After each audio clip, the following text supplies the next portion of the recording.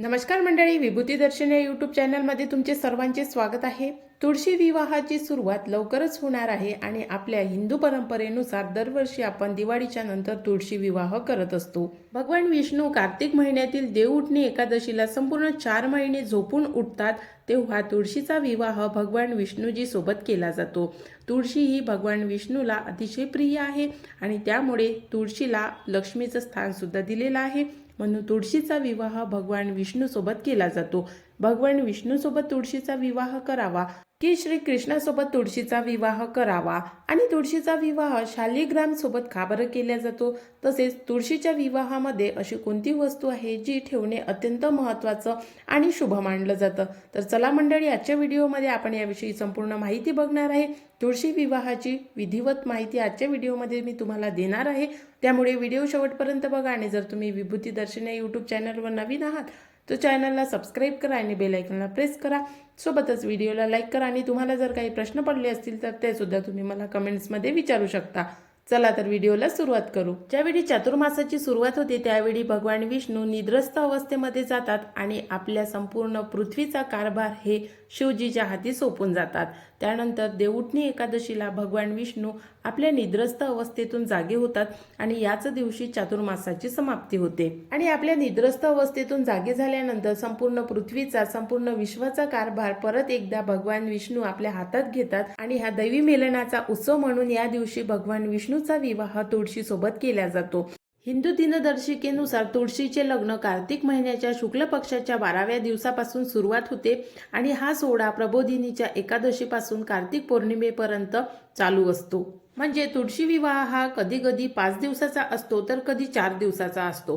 कार्तिक महिन्याच्या पौर्णिमेच्या दिवशी तुळशीचे लग्न संपतात, म्हणजे तुळशी विवाहाची समाप्ती असते आणि आपल्या हिंदू धर्मातील लोकांच्या विवाहाची सुरुवात, लग्नाची सुरुवात तुळशी विवाहाच्या समाप्तीनंतर होते। म्हणून यावर्षी 2023ला शुक्रवारी 24 नोव्हेंबर 2023 या दिवसापासून तुळशी विवाहाची सुरुवात होणार आहे आणि कार्तिक पौर्णिमेच्या समाप्तीनंतर तुळशी विवाहाची समाप्ती सुद्धा याच दिवशी होणार आहे। म्हणजे 27 नोव्हेंबरला तुळशी विवाहाची समाप्ती आहे। त्यामुळे 4 दिवस तुळशी विवाहाचे आहे आणि या 4 दिवसामध्ये आपण कोणत्याही एका दिवशी तुळशीचा विवाह करू शकतो। आता तुळशीचे लग्न नक्की कुणासोबत लावावे? भगवान विष्णू सोबत लावावे, श्री कृष्णजी सोबत लावावे की शालिग्राम सोबत लावावे? तर तुळशीचे लग्न हे भगवान विष्णू सोबत सुद्धा लावले जाते, श्री कृष्णासोबत सुद्धा लावले जाते आणि शालिग्राम सोबत सुद्धा लावले जाते। शालिग्राम म्हणजे भगवान विष्णूचाच अवतार आहे आणि श्रीकृष्ण म्हणजे भगवान विष्णूचाच अवतार आहे। त्यामुळे आपल्या हिंदू परंपरेनुसार प्रबोधिनी एकादशीला भगवान विष्णूने शालिग्राम किंवा श्रीकृष्ण यांचे अवतार घेऊन, यांचं रूप घेऊन तुळशीशी विवाह केला होता आणि म्हणून तुळशी विवाह नक्की कुणासोबत लावावा? तर तुळशीचा विवाह तुम्ही भगवान विष्णू सोबत सुद्धा लावू शकता, भगवान कृष्ण सोबत सुद्धा लावू शकता आणि अवश्य म्हणजे तुळशी विवाहामध्ये शालिग्राम अवश्य ठेवावा। शालिग्राम हा एक दगड आहे, त्याची मी आपल्या चॅनलवर एक कथा टाकणारच आहे। तर त्या दगडासोबत तुळशीचा विवाह लावला जातो। तुळशीचा विवाह शालिग्राम या दगडासोबत का लावला जातो? तर शालिग्राम दगड हा भगवान विष्णूचाच अवतार म्हणून या दगडाला पूजलं जाते आणि या दगडाचं पूजन किंवा या दगडाचा विवाह तुळशीसोबत केला जातो। आता तुळशी विवाह मग कधी करायचा आणि कोणी करायचा आणि कसा करायचा? तर तुळशी विवाहाची पद्धत एकदम सोपी आहे। आपण दरवर्षी ज्याप्रमाणे तुळशीचा विवाह करतो ही प्रथा प्रत्येक भागामध्ये वेगवेगळी असू शकते, पण जी प्रथा आपल्या भागामध्ये आहे त्याच प्रथेनुसार लग्न लावावं। तर हे लग्न कसं लावले जाते? सर्वात आधी तुळशीला हळदीपासून सुरुवात होते। ज्याप्रमाणे नववधूला हळद लागते त्याचप्रमाणे तुळशीला हळद लावल्या जाते। श्रीकृष्णाला किंवा मग भगवान विष्णूला हळद लावल्या जाते। हळद कशी लावायची? तर एक कोरा कापड घ्यायचा पांढऱ्या रंगाचा आणि तो हळदीमध्ये आपण तो भिजू घालायचा आणि त्यानंतर सर्वात आधी तुळशीच्या मुळापासून ते वरपर्यंत जेवढीही तुळशीची डांग आपल्याला दिसत असेल त्या झाडाला, तुळशीच्या रोपाला त्या कापडाने पुसून काढावं आणि त्यानंतर श्रीकृष्णाला किंवा तुम्ही जे ही मूर्ती घेतली असेल, श्रीकृष्णाची असू शकते किंवा मग विष्णूची, तर श्रीकृष्णाला आणि विष्णूला सुद्धा याच कापडाने पुसून काढावं। अशा प्रकारे हळद लावायची आहे. हळद केव्हा लावायची आहे तर ज्या दिवशी लग्न आहे त्याच्या आदल्या दिवशी आपल्याला ही हळद लावून तुळशीला आणि श्रीकृष्णाच्या मूर्तीला किंवा भगवान विष्णूच्या मूर्तीला लावून ठेवायची आहे. आणि ज्या दिवशी लग्न आहे त्या दिवशी या दोघांचाही पंचामृताने अभिषेक करायचा आहे. आणि जर तुम्हाला आदल्या दिवशी हळद लावणे शक्य झालं नाही तर मग सकाळी ज्या दिवशी लग्न आहे त्याच दिवशी सकाळी हळद लावून ठेवावं आणि ज्या वेळी पूजन आहे त्यावेळी आपल्याला पंचामृताने अभिषेक करून घ्यावा किंवा मग त्याच्या आधी हळद लावल्यावर करून घेतला तरी चालेल. अशा प्रकारे तुळशीला आणि भगवान विष्णूला हळद लावून घ्यावी. तुम्ही कृष्णासोबत लग्न करत असाल तर श्रीकृष्णाला हळद लावून घ्यावी. त्यानंतर दुसऱ्या दिवशी आपल्याला काय करायचं आहे तर अतिशय चांगल्या प्रकारे ज्याप्रमाणे नववधूला आपण सजवतो, तिच्यासाठी मंडप, तिच्या लग्नासाठी मंडप तयार करतो, त्याचप्रमाणे आपल्याला तुळशीच्या लग्नासाठी मंडप तयार करायचा असतो. तुळशीच्या लग्नासाठी मंडप उसाचा किंवा मग ज्वारीच्या धांड्यांचा, त्याला आपण खोपडी म्हणतो, तर या खोपडीचा मंडप तयार करायचा असतो. आणि त्या मंडपामध्ये नववधू म्हणजे तुळशीला ठेवायचं असते. आणि तुळशीला अतिशय चांगल्या प्रकारे ज्याप्रमाणे नववधूला सजवतो त्याचप्रमाणे तुळशीला सुद्धा सजवायचं असते. तुळशीच्या अंगावर लाल रंगाची चुनरी किंवा मग जर तुम्ही तुळशीला साडी नेसवत असाल, तुळशीला साडीसुद्धा नेसवल्या जाते. तुळशीला छान नथ वगैरे, टिकली वगैरे लावून तिचा शृंगार केला जातो. जसा नववधूचा शृंगार असतो त्याचप्रमाणे तुळशीचा सुद्धा शृंगार करायचा. मग बांगड्या, नथ, टिकली, हळद कुंकू, तसेच पायातील पैंजण, मंगळसूत्र, मंगळसूत्रावर शोभणारे दागदागिने, तसेच कमरपट्टा आणि लाल रंगाची, पिवळ्या रंगाची, केशरी रंगाची किंवा तुम्हाला जोही रंग आवडेल, विशेषतः काळा निळा रंग सोडून या मग पोपटी रंगाची किंवा सोनेरी रंगाची, कोणत्याही रंगाची साडी तुम्ही तुळशीला नेसून तुळशीचा नववधूप्रमाणे शृंगार करून घ्यावा.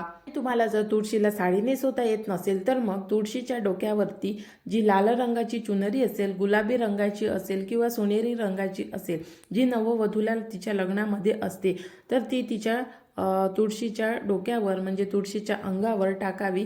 आणि तुळशीचा जो शृंगार असेल, तुम्हाला तुळशीला बांगड्या, जसं तुम्हाला शृंगार करता येईल तसा शृंगार करून घ्यावा आणि तुळशीला विवाहासाठी तयार करावं. हे करण्याआधी सुद्धा तुळशी वृंदावनाची रंगरंगोटी करून घ्यावी. छान रंगाने तुळशीला रंगून घ्यावं आणि त्यावर एक वाक्य लिहावं, ते म्हणजे बोरभाजी आवडा कृष्णदेव सावळा. बोरभाजी आवडा कृष्णदेव सावळा हे स्लोगन म्हटल्याशिवाय किंवा हे वाक्य म्हटल्याशिवाय तुळशीच्या विवाहाला शोभा येत नाही. त्यामुळे तुळशी वृंदावनावर हे वाक्य अवश्य लिहावं. अशा प्रकारे छान तुळशीला सजून घ्यावं. त्यानंतर तिच्या पुढे पाट वगैरे ठेवून त्याच्या भोवती रांगोळी काढावी आणि जेही पूजनाचं साहित्य असेल मग ते त्या पाटावर किंवा चौरंगावर ठेवावं. ज्याप्रमाणे वधू लग्नासाठी तयार झालेली आहे त्याचप्रमाणे वराला सुद्धा तयार करावं. वराला तयार करावं म्हणजे श्रीकृष्णाला किंवा भगवान विष्णूला विवाहासाठी तयार करावं. आणि तयार कसं करावं तर हळद आपण लावलेली आहे, पंचामृताने अभिषेक करावा आणि स्वच्छ वस्त्र धारण करून या विवाहामध्ये छोट्या चौरंगावर किंवा पाटावर जो आपल्याकडे पूजनामध्ये असतो त्यावर भगवान विष्णूची मूर्ती किंवा मग श्रीकृष्णाची मूर्ती ठेवावी. अशा प्रकारे नववधूला आणि वराला तयार करून घ्यावं आणि त्यानंतर लग्नाची जी विधी असेल त्या विधीप्रमाणे लग्न लावावं. लग्नाची विधी काय आहे तर दुपट्टा, आपल्याला एक कोरा दुपट्टा पाहिजे, त्यावर स्वस्तिक काढून घ्यायचं. दोन इकडून दोन मुलांनी किंवा मुलींनी पकडलं तरी चालेल, तर दोन मुलांनी हा दुपट्टा पकडावा. आणि जो पुजारी असेल किंवा आपण घरच्या घरी लग्न लावत असू, आपल्याला पूर्ण मंगलाष्टके येत असेल तर अशा व्यक्तीच्या हातून हे लग्न लावून घ्यावं. सर्वात आधी तुळशीला हळद कुंकू लावावी, मूर्तीला हळद कुंकू लावावी आणि आपल्या प्रत्येकाच्या म्हणजे आपण लग्नासाठी आपल्या आजूबाजूचे लोक बोलावत असतो त्यांच्यासाठी प्रसाद, गोडधोड आणि तुळशी विवाहासाठी सुद्धा मिठाई किंवा मग आपण घरी बनवलेला नैवेद्य किंवा प्रसाद असेल तर तो पूजनामध्ये तुळशी विवाहामध्ये ठेवावा. त्यानंतर तुळशीची पूजाविधी करून घेतल्यानंतर जो व्यक्ती तुळशीचा विवाह लावतो, ज्या व्यक्तीला मंगलाष्टके येतात, अशा व्यक्तीच्या हातून हे तुळशीचं लग्न लावून घ्यावं आणि आपल्या आजूबाजूचे लोक बोलावले असतील त्यांच्या हातामध्ये अक्षदा द्यावा. अक्षदा कोणत्या असेल तर अक्षदा ह्या फुलांच्या असेल किंवा मग तांदूळाच्या किंवा ज्वारीच्या असेल. ज्वारीला आणि तांदूळाला हळदी कुंकुवामध्ये थोडं मिक्स करून घ्यावं आणि त्याची अक्षित हे लग्नासाठी तयार करावी आणि आलेल्या वराराच्या हातावर त्या अक्षदा द्याव्या. आणि लग्नविधी संपन्न झाल्यानंतर तुळशीवर आपल्याला माहीत आहे मंगलाष्टके केव्हा होतात आणि केव्हा तुळशीच्या अंगावर या अक्षदा टाकायच्या असतात. तर अशा प्रकारे संपूर्ण तुळशी विवाहाची जी विधी आहे ती तुम्हाला मी आजच्या व्हिडिओमध्ये सांगितलेली आहे. तुळशी विवाहासाठी लागणारं साहित्य कोणतं आहे तर पुढल्या व्हिडिओमध्ये ते सांगणार आहे. त्यामुळे जर अजूनपर्यंत तुम्ही आपल्या विभूती दर्शन यूट्यूब चॅनलला सबस्क्राईब केलं नसेल तर नक्की करा. आणि तुम्हाला आजचा व्हिडिओ कसा वाटला कमेंट्स करून नक्की सांगा. आणि तुम्हाला जर काही प्रश्न पडले असतील तर ते सुद्धा तुम्ही मला विचारू शकता. उद्यापासून म्हणजे 24 नोव्हेंबरपासून तुळशी विवाहाची सुरुवात होणार आहे. आणि सर्वात शुभ दिवस कोणता आहे तर 4ही दिवस शुभ आहे. तर तुम्ही कोणत्याही एका दिवशी तुळशीचा विवाह करू शकता. आता कोणाला प्रश्न पडला असेल की ज्या दिवशी तुळशी विवाह आहे त्या दिवशी व्रत करावं का किंवा उपवास करावा का, तर शक्य असेल तर तुळशी विवाहाच्या दिवशी तुम्ही उपवास करू शकता.